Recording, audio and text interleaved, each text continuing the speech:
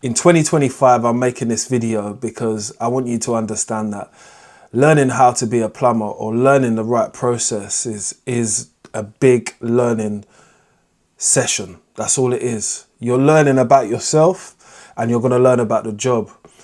The things I've learned about me being a plumber over this period is that it is a learning process. I do have to take time with every single step because time is money to every plumber, on the job, off the job. The money and the time you put in, you probably never see back unless something mad happens for you. Do you understand? Because when people ask me, why do you have to charge so much? Because of my time. I know how much my time costs on a general day-to-day, and I know how much this costs by looking at the market and studying it as well. Because something like a close coupling toilet, yeah, you think the things what you've got to do to take the toilet system off the wall and then what you've got to do to put it back together, that's going to take you a period of time, sometimes quicker, sometimes slower. Sometimes the bolts or the screws which are held in are rusted.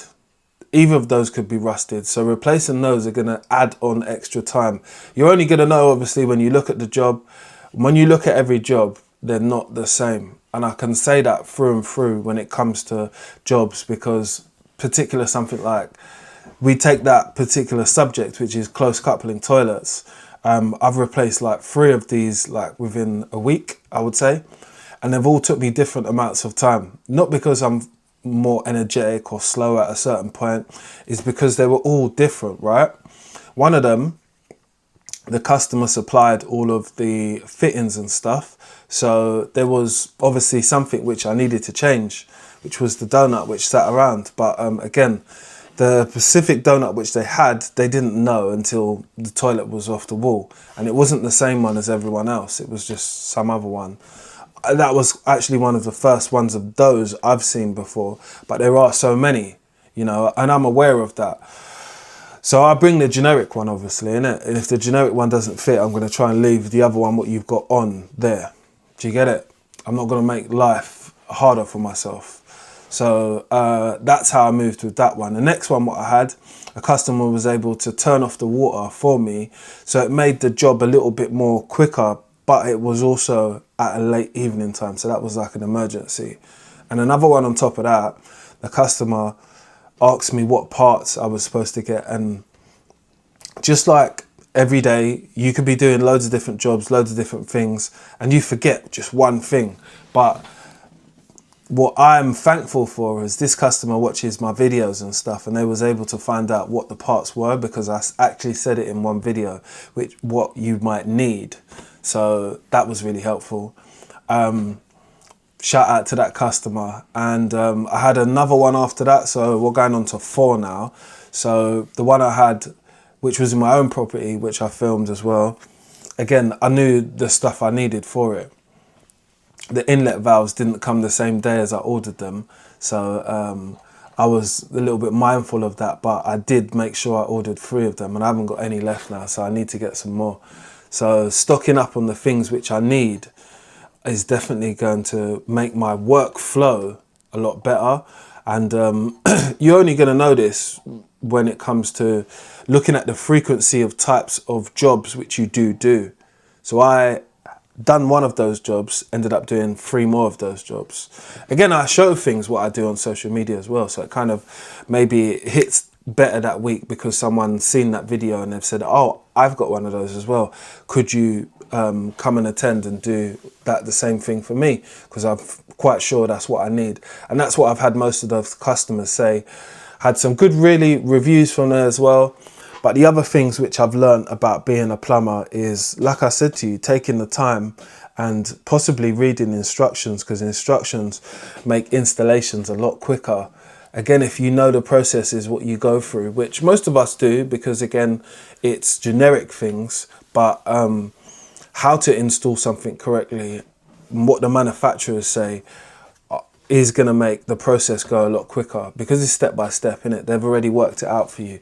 They already know the parts which you're missing, or the parts which you know yourself, but it has to be put together. So again, I try and do things like that. It just makes it easier for me, and I've got more peace of mind within what I'm doing, because I understand that I've followed the steps, you know, and if there's anything going wrong from there, it might be a faulty part. I haven't had a faulty part in a long time, but I've been speaking to a lot of plumbers, and they do get them. It does happen. So those hiccups can happen, but it's how you're going to resolve them, innit? I try and always to keep stock now. So I keep a certain amount of stock, things which companies have sent me, which I've not installed before, or stuff which I know I genuinely need. So I have one or two people that have reached out to me for like sponsors and stuff like that, and they will send me like silicone and stuff like that, and a silicone remover. Like, could I test it and try it, possibly put it in a video?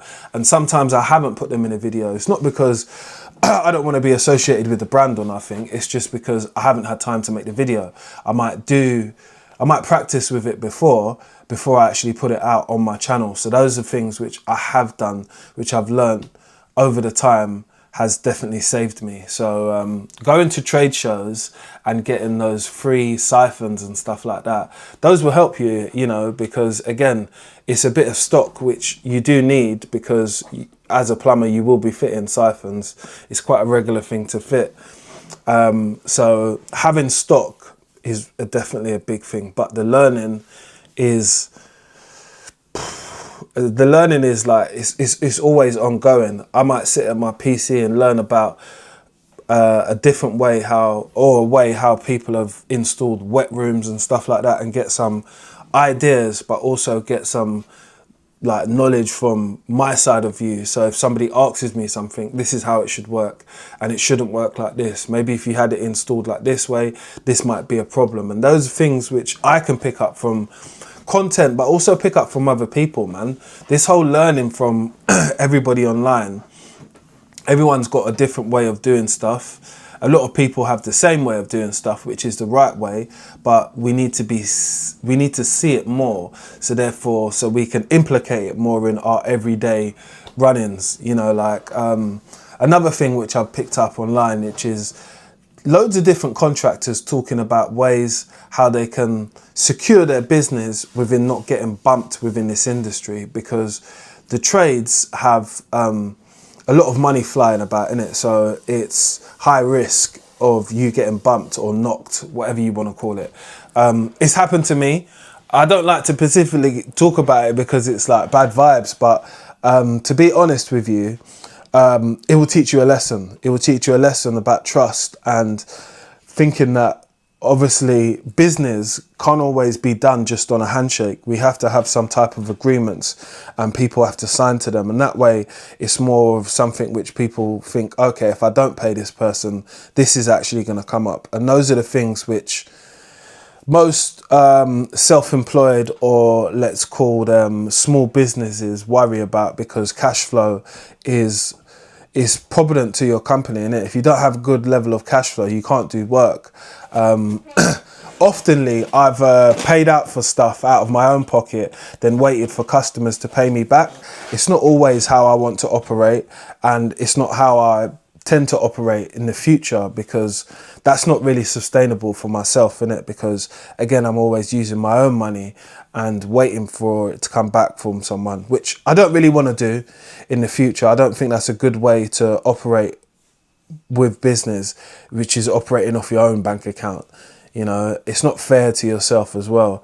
At the end of the day, if somebody wants something installed, they've got to pay for it, or got to pay up a certain amount of money which covers the materials, and maybe they could pay for the labor after.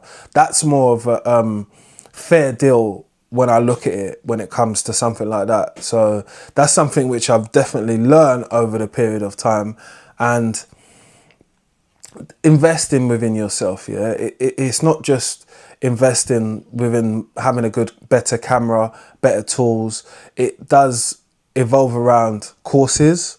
So going for a course which you know people are going to go for, maybe if I was looking at going into ground source heat pumps, or another thing which I have been looking at is going into getting an MVQ in pool services, so swimming pool services and stuff like that. That's something which I have been looking at, because I've worked in like that hospitality section, and I've seen that, like, the pool person, you know, if you go to people's properties and they got swimming pools and stuff like that, if you got a pool person, you kind of like got like a possible long-term contract, because they have that pool in it. It's not going anywhere as long as your prices are on what most people are charging. You could gain more customers, and you know, I've been around a lot of people who have swimming pools, so therefore I have asked questions, and I've worked on them a few times with engineers as well.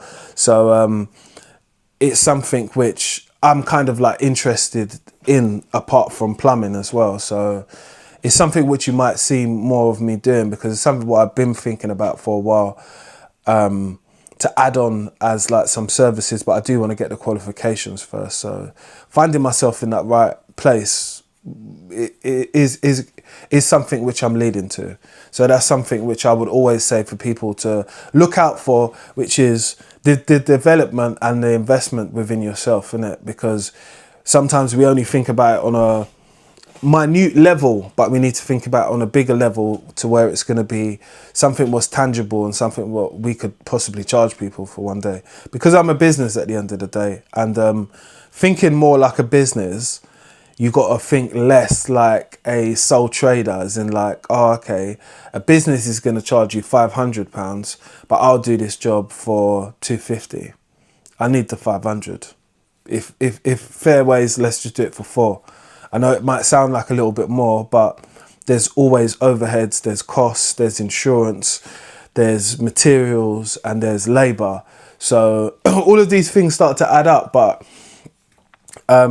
when you're not sure about what you're going to charge, or you're worried about charging people, you have to kind of like do your research for yourself, innit, and see what your trade is actually charging per day, per hour and stuff like that. So you get to have a good gauge of what is a fair price, innit? Because I know a lot of people don't know how to price themselves, innit? Or price jobs. I know that can be a bit of a hindrance, because we're in a time when loads of customers haven't got frivolous amounts of money. Just depends on what areas you work in. I suppose it doesn't fluctuate in much areas which are affluent, as they would call it. So areas which, you know, have a lot of money, you're not really going to find so much of that problem, because the price is the price. Like, I enjoyed, and I've always enjoyed, working in West London, because if the standard going rate is like 120, it is 120. It's not really going to be nothing less around those types of areas, which I find is just where you need to be to keep yourself afloat. Because I've spoke about this before, like this magic number of how much you should be earning, but ideally it fluctuates between everybody, because everybody doesn't have a £500 day all the time. I don't, I can be honest.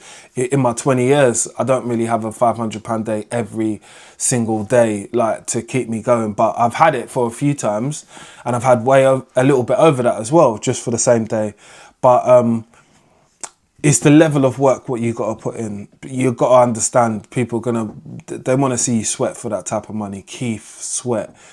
And not all the time you feel like you can do it, because it's really early mornings, and late nights. So it's strenuous on yourself, isn't it? So you got to ask yourself if you can dig in deep and do that. I've been able to make good money at full-time jobs, but also make the extra by doing the overtime as well. And it's been profitable. I've been able to invest in myself within the things which I wanted to do at the time. But I still believe that there's money to make out there, but it's just having the connections, man. That's one thing I will say to you guys, is that, and girls, which is building your connections with people. I've built friendships, relationships, partnerships with people online through my content, but also through my personality and who I am, innit? And I feel that if people see quality within you, yeah, they'll invest within you. They'll invest their time, they'll invest their energy, and people will request you in it. I think that's happened to me a number of times because I've kind of showed my, what someone would call your expertise or your knowledge within what you do, innit? I try to be knowledgeable about what I do because I don't have any other trades which I'm going to start falling myself into. My main thing is plumbing, innit? So I try to understand as much as I can about plumbing, but also let people see that I'm the good candidate for them to go with, innit? I know people go off of who they like as well and who gives them the better price.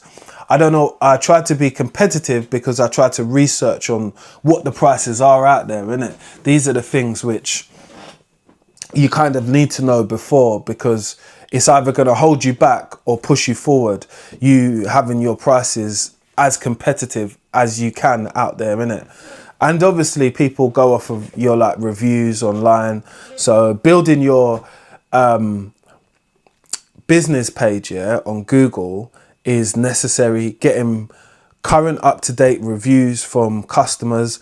I didn't really used to ask customers for reviews a lot, but I've realized how important that is. And you know, like now, you know, you want to get 50, 60 reviews. I think that's a good amount of reviews. Anything over, it's just excellent at the end of the day. And you want to speak volumes for your company like that, because your company will be able to pop up on things like that. But making social media content like I do as well, that obviously adds into the equation. So remember that as well. These are things which I've kind of like found out about later during my period of putting myself out and wondering why I'm not hitting, or wondering why my website's not going crazy, or wondering why I'm not getting as much calls as other people.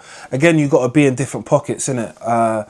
Ended up joining a lot of community groups as well, because communities like where I'm from in London, they all have their own little community groups on Facebook where people network and tell people about their services. And I wasn't really doing that, and I realized once I put a few things out on there how much response I did get. You'll be flipping surprised. It's crazy out there. But that's where the generation of people are who are going to call you instead of the people who are going to watch my social media account, like my Instagram account, which were nearly at 10,000 followers. If you're not following it, I suggest you do, because I'll do a 10k giveaway, but I do want you to follow that and make sure you subscribe to this as well. But I thought I was doing all the right things by doing those things, innit? But there's always other things you can be doing, like ticking those boxes. Like I said, building your community on your Facebook, and also building your community on your business page, your business Google page. That is vital to eyes seeing you. I've had a lot of messages through that, and you should always try and keep it updated. Again, these are things which you've got to kind of stay on. So over my years of me being a plumber, I didn't really have an office space or a space like you see me in now, where I can sit down and make content, but also get on the internet and do my quotes, invoices, speak to customers and stuff. I didn't really have that space, and I knew that was really lacking from my you know, in my process of things, what I needed to do, because you need to have time to sit down and quote and find out where you can get parts from and stuff like that, and those add on to so much time to your day. So that's why I linked up and became the creative designer for Trade Part Finder. So yeah, that was an idea which I put across to someone.